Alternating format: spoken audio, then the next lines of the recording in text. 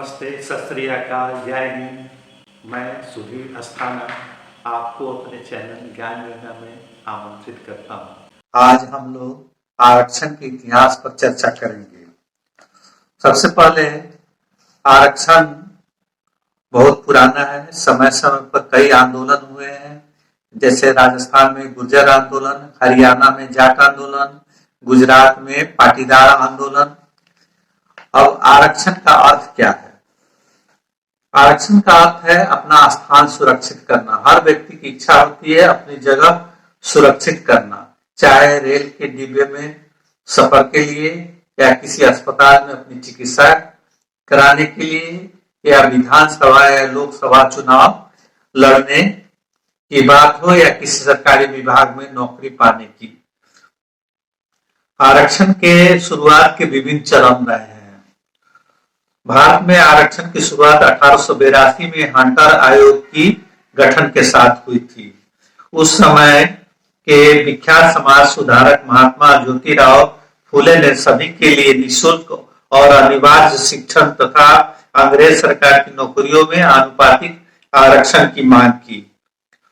1891 के आरंभ में त्रावणकोर के सामंती रियासत में सार्वजनिक सेवा में योग्य मूल निवासियों की अनदेखी करके विदेशियों को भर्ती करने के खिलाफ प्रदर्शन के साथ सरकारी नौकरियों में आरक्षण की मांग की गई।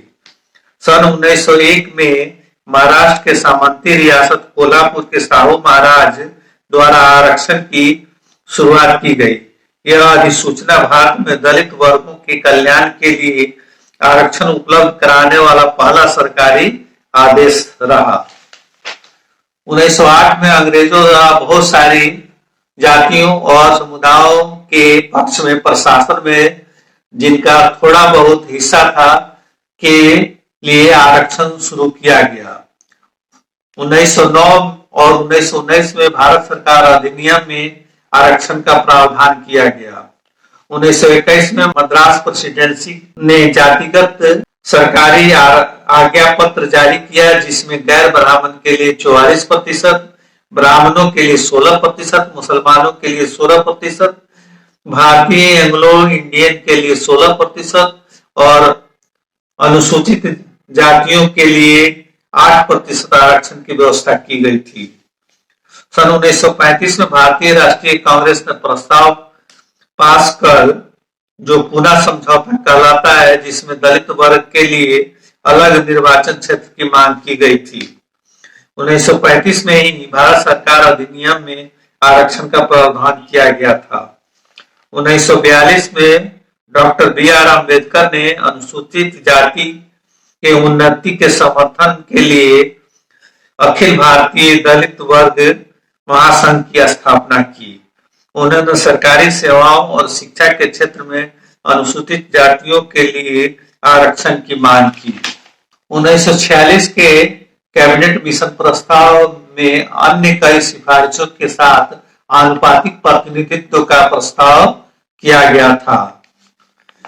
26 जनवरी 1950 को भारत का संविधान लागू हुआ। भारतीय संविधान में सभी नागरिकों के लिए समान अवसर प्रदान करते हुए सामाजिक और शैक्षिक रूप से पिछड़े वर्ग के लिए या अनुसूचित जाति और अनुसूचित जनजाति के उन्नति के लिए संविधान में विशेष धाराएं रखी गई हैं। इसके अलावा 10 साल के लिए उनके राजनीतिक प्रतिनिधित्व को सुनिश्चित करने के लिए अनुसूचित जातियों और अनुसूचित जनजातियों के लिए अलग से निर्वाचन क्षेत्र आवंटित किए गए थे, जिसे हर 10 साल के बाद संवैधानिक संशोधन के जरिए बढ़ा दिया जाता है।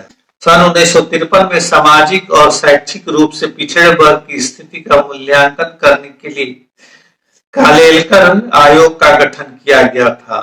इस आयोग के द्वारा सौंपी गई रिपोर्ट अनुसूचित जातियों और अनुसूचित जनजातियों से संबंधित को स्वीकार कर लिया गया, लेकिन अन्य पिछड़ी जाति ओबीसी के लिए की गई सिफारिश को अस्वीकार कर दिया गया।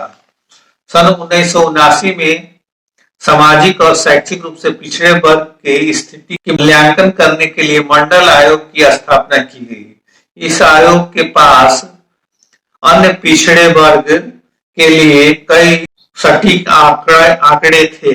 इस आयोग ने ओबीसी के लिए 52% आबादी के लिए मूल्यांकन करने के लिए 1930 में जनगणना के आंकड़े का इस्तेमाल करते हुए पिछड़े वर्ग के लिए 1257 समुदायों का वर्गीकरण किया था। सन 1980 में मंडल आयोग ने एक रिपोर्ट पेश की और तत्कालीन कोटा में बदलाव करते हुए इसे 22% से बढ़ाकर 49.5% करने की सिफारिश की। 2006 तक पिछड़ी जातियों की सूची में जातियों की संख्या 297 तक पहुंच गई, जो मंडल आयोग द्वारा तैयार समुदाय सूची में 60% की वृद्धि है। सन 1990 में मंडल आयोग की सिफारिशों को विश्वनाथ प्रताप सिंह द्वारा सरकारी नौकरियों में लागू किया गया। छात्र संगठनों द्वारा इसके विरोध में राष्ट्रव्यापी प्रदर्शन हुए। दिल्ली विश्वविद्यालय के छात्र राजीव गोस्वामी ने आत्मदाह की कोशिश की थी। सन 1991 में नरसिम्हा राव सरकार ने अलग से अगड़ी जातियों में गरीबों के लिए 10% आरक्षण की शुरुआत की। सन 1992 में इंदिरा साहनी मामले में सर्वोच्च न्यायालय ने अन्य पिछड़े वर्गों के लिए आरक्षण को सही ठहराया। सन 1995 में संसद ने 77वें संविधान संशोधन द्वारा अनुसूचित जाति और अनुसूचित जनजाति के तरक्की के लिए आरक्षण का समर्थन करते हुए अनुच्छेद 16(4)(a) बनाया गया। बाद में 50वें संशोधन द्वारा इसमें पदोन्नति में वरिष्ठता को शामिल किया गया। 12 अगस्त 2005 को उच्चतम न्यायालय ने पीए इनामदार और अन्य बनाम महाराष्ट्र राज्य और अन्य के मामले में 7 जजों द्वारा सर्वसम्मति से फैसला सुनाते हुए घोषित किया कि राज्य पेशेवर कॉलेजों समेत सहायता प्राप्त कॉलेजों में अपनी आरक्षण नीति को अल्पसंख्यक और गैर अल्पसंख्यकों पर नहीं थोप सकता। लेकिन इसी साल निजी शिक्षण संस्थाओं में पिछड़े वर्ग और अनुसूचित जाति और अनुसूचित जनजाति के लिए आरक्षण को सुनिश्चित करने के लिए 93वां संविधान संशोधन लाया गया। इसने अगस्त 2005 में सर्वोच्च न्यायालय के फैसले को प्रभावी रूप से उलट दिया। सन 2006 में केंद्रीय सरकार के शैक्षिक संस्थानों में अन्य पिछड़े वर्ग के लिए आरक्षण शुरू हुआ। 10 अप्रैल 2008 को भारत के सर्वोच्च न्यायालय ने सरकारी धन से पोषित संस्थाओं में 27% ओबीसी आरक्षण कोटा शुरू करने के लिए सरकारी कदम को सही ठहराया। न्यायालय ने स्पष्ट किया कि क्रीमी लेयर को आरक्षण नीति के दायरे से बाहर रखा जाना चाहिए। आरक्षण की वर्तमान स्थिति। वर्तमान में भारत की केंद्र सरकार ने उच्च शिक्षा में 49.5% आरक्षण दे रखा है और विभिन्न राज्य आरक्षण में वृद्धि के लिए कानून बना सकते हैं।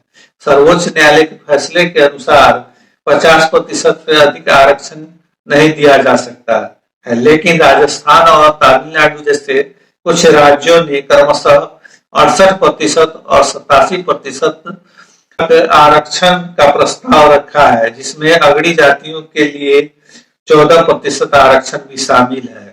पंचायतों में लिंग आधारित आरक्षण की व्यवस्था की गई, जिसमें महिलाओं के लिए 33% आरक्षण है, जबकि बिहार जैसे कुछ राज्यों में महिलाओं के लिए 50% तक आरक्षण किया गया है। इस तरह हमने जाना कि आरक्षण कैसे कैसे अपना स्वरूप ग्रहण किया और आज आरक्षण की क्या स्थिति है।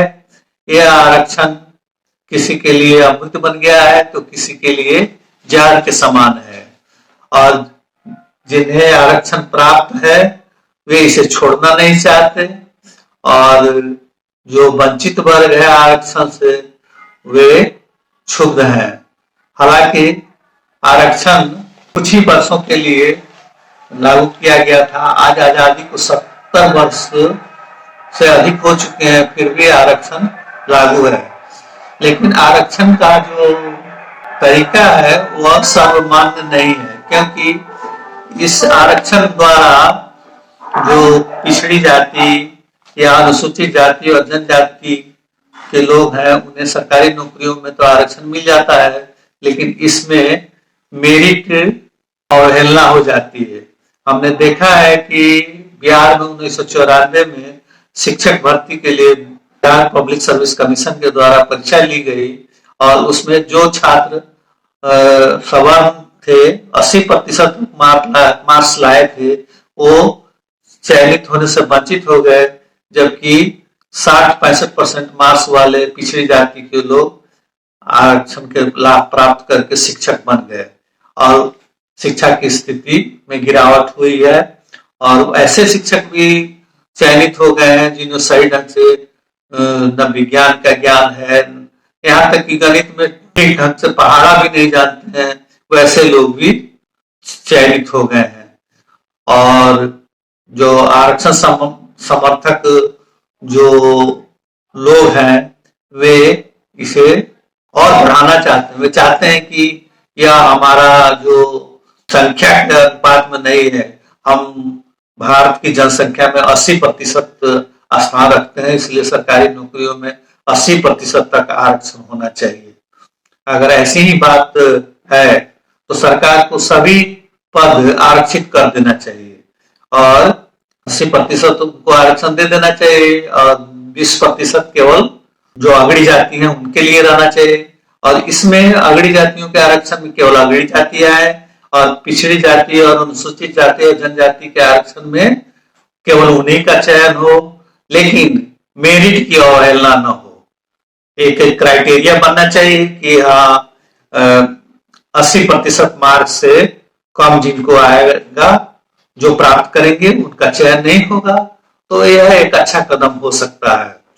लेकिन आरक्षण तो खत्म होने वाला नहीं है और कभी खत्म नहीं होगा, क्योंकि यह जाति प्रथा से जुड़ी है और जाति प्रथा कभी समाप्त होने वाला नहीं है, क्योंकि जो जाति प्रथा में उच्च जाति को अपने को मानते हैं वो इसे अपने अभिमान के साथ जोड़े हुए, वे कदापि अपनी जाति को छोड़ेंगे नहीं। और जो पिछड़ी जाति है, अनुसूचित जाति है, अनुसूचित जनजाति है, वे भी अपने जाति को नहीं छोड़ना चाहते हैं, क्योंकि इससे उन्हें आरक्षण का लाभ से वंचित होना पड़ेगा। तो इस तरह हम देखते हैं कि यह जाति प्रथा हजारों सालों से चली आ रही है और अगले हजारों साल तक यही स्थिति रहेगी, भले ही इसका कुप्रभाव कितना ही ज्यादा क्यों न समाज पर पड़ता हो। एक ही स्थिति है, जाति प्रथा समाप्त तभी हो सकती है जब सवर्ण के साथ साथ तो निम्न वर्ग के लोग हैं सभी लोग अपने नाम के साथ जाति सूचक शब्द लगाना छोड़ दें और एक वर्ग एक जाति के लोग दूसरी जाति में शादी विवाह करें रोज और सबको समान समझें। जितने भी सामाजिक संस्कार हैं, सामाजिक क्रियाकलाप है, उसमें सबको सादर आमंत्रित करें, सब लोग एक दूसरे को सम्मान करें, तब यह जाति प्रथा होगी। लेकिन पिछड़ी जाति है वो भी अपने में बटे हुए हैं, वो भी चाहते हैं, कहते हैं कि हम तुमसे बड़े हैं, तुम हमसे छोटे हो। अनुसूचित जाति में भी यही हाल है और जो अगड़ी जाति है उनमें भी यह ऊंच नीच का भेदभाव है। ब्राह्मण समझते हैं कि हम सबसे ऊंचे हैं, क्षत्रिय को अपने से नीचा समझते हैं, क्षत्रिय वैश्यों को नीचा समझते हैं। तो इस तरह से यह वो अपने स्वाभिमान के साथ इसको जोड़ लिए हैं और पुराने जमाने की बातों को लेकर अभी भी चलते हैं और ये भूल जाते हैं कि इंसान सभी एक समान है, उनका एक रक्त एक जैसा है और में किसी तरह का भेदभाव नहीं होना चाहिए। पुराने जमाने में वो लोग जो उच्च वर्ग के ब्राह्मण वर्ग जो है वो निम्न वर्ग के लोगों को शिक्षा से वंचित कर दिए थे, यहाँ तक कि स्त्रियों को भी, चाहे उच्च वर्ग की स्त्रियां हो चाहे निम्न वर्ग की स्त्रियों को भी शिक्षा से वंचित कर दिया गया था। तो इस तरह से हमारा समाज बहुत ही दयनीय स्थिति में था। आजादी के बाद भी इसमें ज्यादा अंतर नहीं आया। हाँ, छुआछूत खत्म हो चुका है, लेकिन फिर भी अभी जातीय अहंकार लोगों में भरी हुई है। दुनिया में किसी भी देश में, सैकड़ों देश हैं, लेकिन किसी भी देश में जाति प्रथा नहीं। भारत ही एक ऐसा देश है जहाँ यह ऊंच नीच जाति प्रथा है। तो यह जाति प्रथा समाप्त करना होगा। इसके लिए समाज के शिक्षित वर्ग को आगे आना होगा, और जो पिछड़े वर्ग हैं, जो अनुसूचित जाति और जनजाति है, उनको भी शिक्षा में काफी आगे बढ़ना होगा। तब कहीं जाकर यह जाति प्रथा खत्म होगी। तो जाति प्रथा अगर खत्म नहीं होती है तो आरक्षण भी खत्म नहीं होना चाहिए। आरक्षण रहना चाहिए, क्योंकि आरक्षण से ही उनको अपना अधिकार प्राप्त होगा। वे सरकारी नौकरियों में उच्च पद प्राप्त करेंगे, और जब उच्च पद प्राप्त करेंगे तो उन्हें समाज में एक सम्मानजनक स्थान भी प्राप्त होगा। इतना ही कहकर मैं इस विषय को समाप्त करता हूं। आशा है कि आप लोगों का मेरा यह विचार अच्छा लगा होगा। अगर आपको मेरा यह विचार अच्छा लगे तो कृपया इसे लाइक करेंगे और सब्सक्राइब करेंगे। धन्यवाद।